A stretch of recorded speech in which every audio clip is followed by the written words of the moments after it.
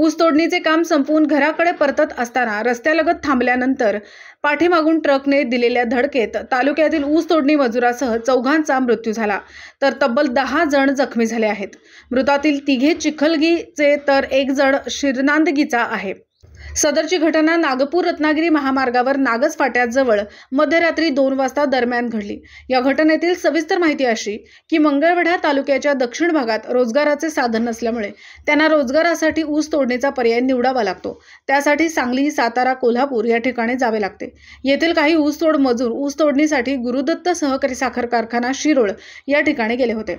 यंदाचा गळीत हंगाम संपवून गावाकडे परतत असताना मध्यरात्री 2 वाजता ट्रॅक्टरमध्ये बिघाड झाल्यामुळे रस्त्याच्या बाजूला उभा केला होता।